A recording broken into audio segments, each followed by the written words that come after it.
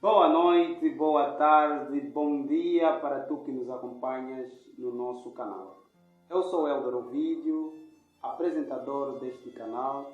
Este canal que tem como o EPI partilha aqui a Bíblia. Na verdade, hoje temos um convidado que vai abordar a respeito da união hipostática, um tema muito interessante falado no seio cristão. O que realmente é isso?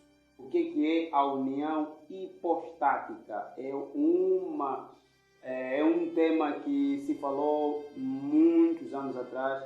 Houve muitas sentadas a respeito desse tema para se abordar, que realmente se tratasse a respeito dessa união hipostática. Então, pela graça divina, hoje convidamos o irmão Rafael, que hoje vai poder nos esclarecer, com base nas escrituras, o que realmente é a união hipostática. Irmão Rafael, seja bem-vindo. Muito obrigado por ter dado o nosso convite. Obrigado, irmão Helder Ovídio. E primeiro também quero agradecer a Deus por esse privilégio que Deus nos concedeu, que já faz muito tempo, desde o ano passado, se a memória não me engana, que temos vindo a programar, a perspectivar esse momento. E Deus nos concedeu vida, estamos aqui mais uma vez.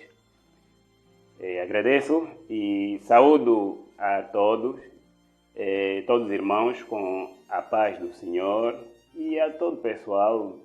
Bom dia para quem nos assiste, boa tarde, boa noite. Obrigado. Quem não conhece, como já disse, ele é o irmão Rafael Chimbaga Mandele. Ele é ancião, é diácono da igreja local da Camaninha, isso Benguela.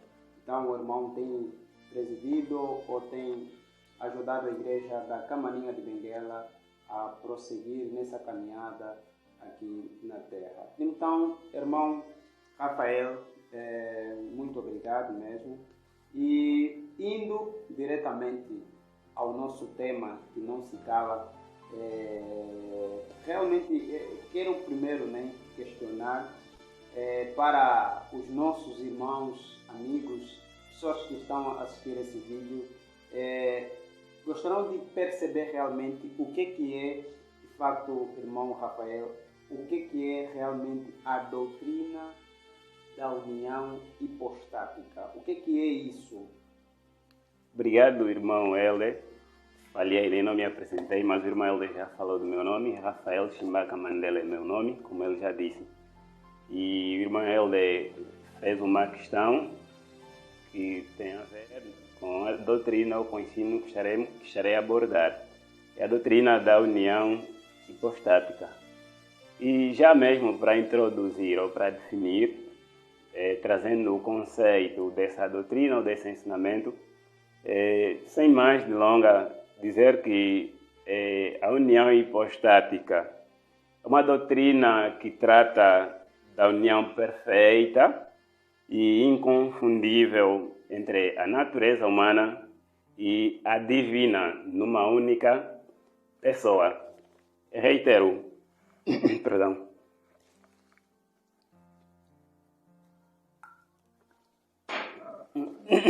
Reitero. Como eu já disse, defini, a doutrina da união hipostática ou o conceito diz respeito à união perfeita e também inconfundível entre a natureza humana e a natureza divina numa única pessoa. E dando mesmo até sequência, antes de continuar, eu queria primeiro trazer o conceito, afinal de contas, já que está-se a falar de que a doutrina da união hipostática é a doutrina que trata da união perfeita e inconfundível, tanto a divina como a natureza humana.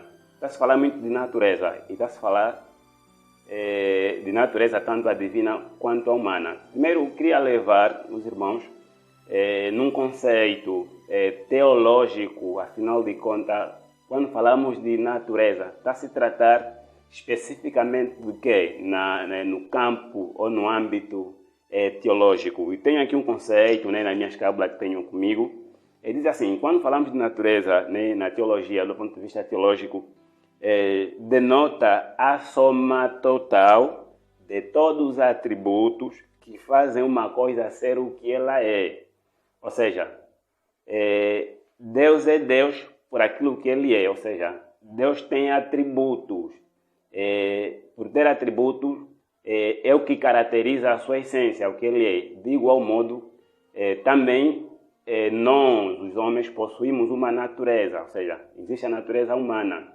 E se possuímos a natureza humana, eu já disse que a natureza é tudo aquilo que denota a soma total de todos os atributos que fazem uma coisa ser o que ela é. Por exemplo, nós somos racionais, né? Né? Possuímos emoção, né? E Deus tem também os seus atributos. E no meu conceito, dando sequência, diz que a união hipostática está a falar da união perfeita. Gostaria que anotassem perfeita e não só perfeita, também inconfundível ou distinta, né, entre a natureza humana e a natureza divina, mas isso em uma única pessoa, que é na pessoa de Jesus Cristo. Isso é união hipostática. Agora, só para dar mesmo sequência, quero aqui fazer algumas citações que muito, digamos assim, foi relevante no decorrer da história. E também, até antes mesmo de fazer a citação, quero trazer em memória de que muito se falou desse ensino.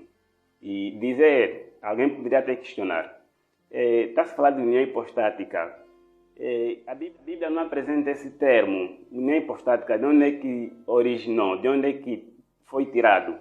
Eu queria dizer o seguinte, apesar do termo não existir, apesar de não vermos o termo na Bíblia, não dá a entender que o conceito não está na Bíblia, porque a Bíblia é clara, a Bíblia apresenta, ou nos apresenta a divindade de Cristo e a humanidade de Cristo, ou seja, a perfeita divindade de Cristo e a perfeita humanidade de Cristo.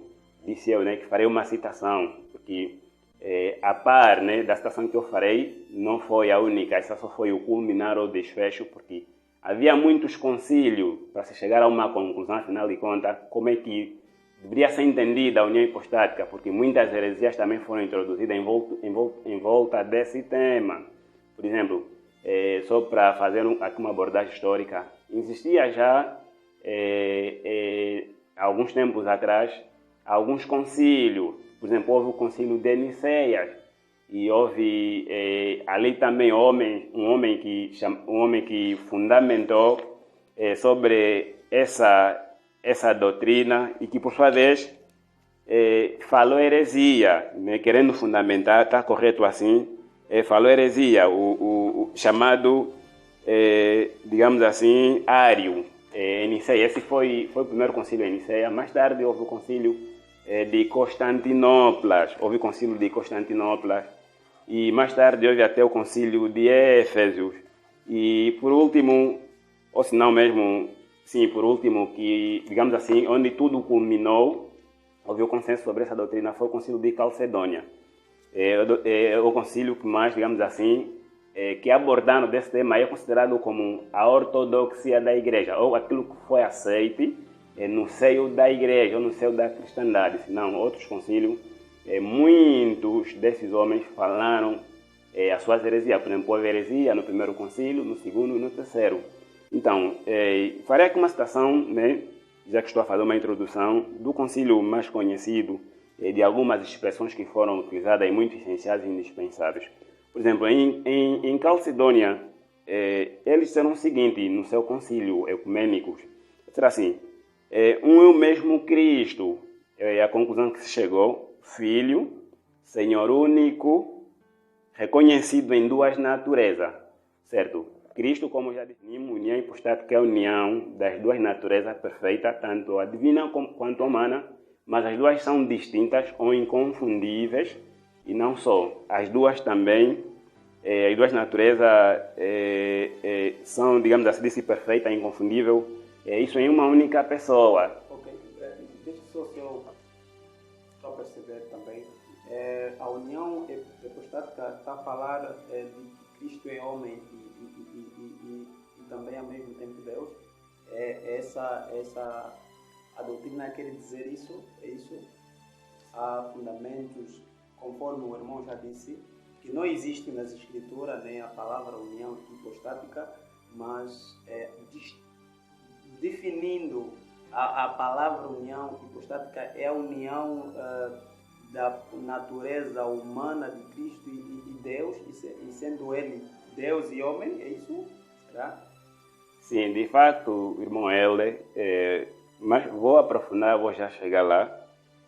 Dizia eu, né, que a união hipostática é a união, digamos assim, perfeita, dando a entender que nessa união, como o irmão fez a questão, é verdade que é a união de duas naturezas, tanto a divina quanto a humana, isso em uma só pessoa.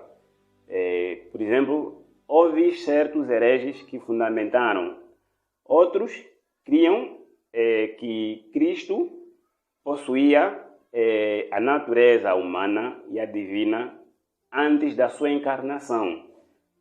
Mais tarde, quando ele se encarna, passa a possuir a natureza, eles chamam de única, passa a possuir apenas uma única natureza.